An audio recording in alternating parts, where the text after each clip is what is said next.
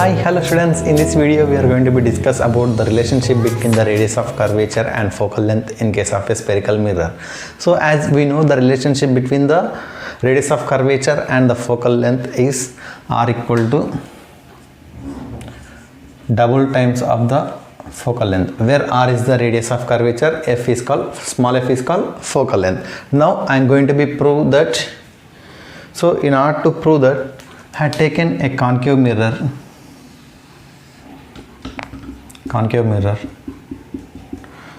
and let us consider this is the principal axis. Now the pole is P, focal point is capital F, and the center of curvature is capital C.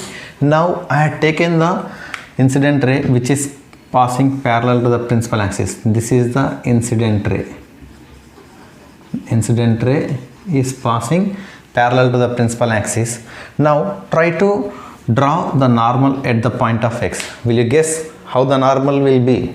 So the normal will be passes from the point of incidence to the center of curvature. This will be the normal. What is the angle of incidence? And let us consider the angle of incidence is I. Now in which way you will get the reflected ray here? The reflected ray will be comes in this portion, and the angle of incidence is equal to angle of reflection. Why? Because spherical mirrors will obey laws of reflection. So you need to take the reflected ray like this, and definitely it will passes through focus when you had drawn with the angle of reflection r is equal to I. Is it clear, children? Now in the next step I am going to be draw a perpendicular line from the point of incidence towards the principal axis. The point of intersection I will consider as P dash. Clear? Now let us name the incident ray as AX and the reflected ray as XB. Now observe the angle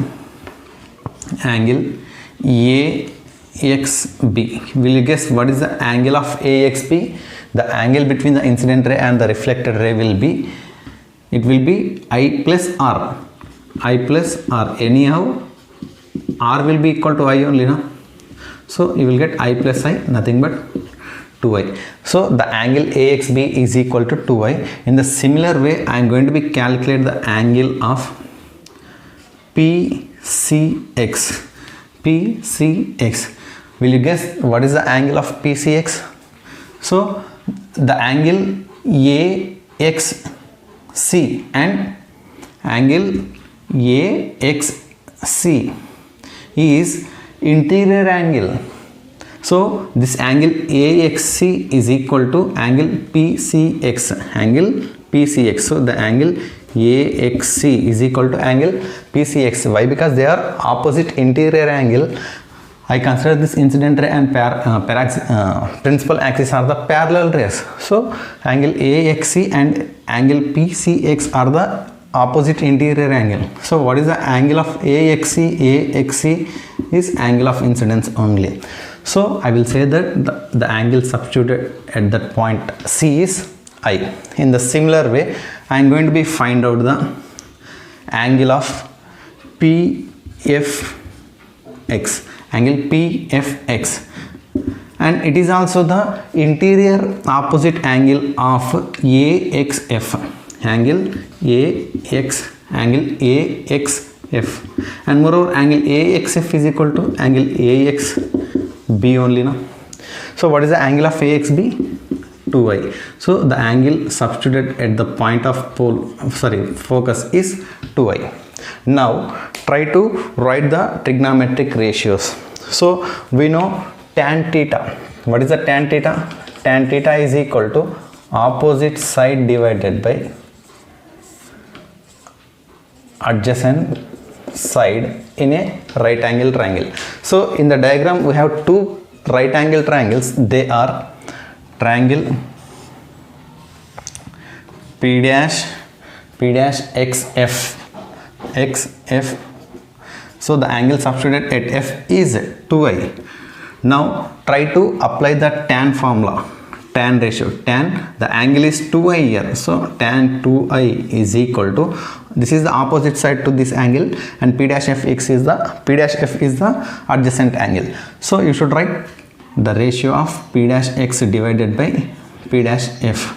Now apply paraxial approximation technique. So whenever you are applying the paraxial approximation technique, you should write p dash is approximately equal to p. Why? Because whenever you transpose the paraxial ray towards the principal axis, whenever you transpose the marginal ray towards the principal axis, the angle of incidence will become 0. By means of that, you are getting sin theta is approximately equal to theta and tan theta is approximately equal to theta. When the incident ray is considered as the paraxial ray, the angle of incidence will become 0. Then the p dash point will be approaches towards the point P. Is it clear, children? That's why I had taken p dash is approximately equal to P. Now after applying the paraxial approximation technique, P8 is nothing but paraxial approximation technique, you will get in place of tan 2i is there, so the angle is 2i. 2i should be, after paraxial approximation technique, you will get, it will be the approximately equal to, in place of angle, what is there? 2i. So it will be approximately equal to 2i is equal to, in place of p dash you should write p, px divided by pf. And let us consider this is equation 1.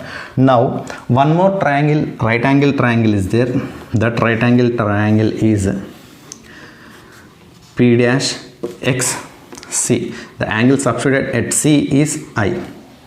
The angle substituted at p dash is right angle. Why? Because I had drawn the perpendicular line from x towards the principal axis. Now in the similar way I am applying the tan ratio. Tan I is equal to opposite side p dash x divided by adjacent side p dash c. Now apply paraxial approximation technique to this equation also. Then what will you get? The equation will approximately equal to, the angle is I is equal to, and you should consider p dash as p, px divided by pc. Let us consider this is as equation 2. Now I will divide equation 1 with 2. Then what will you get?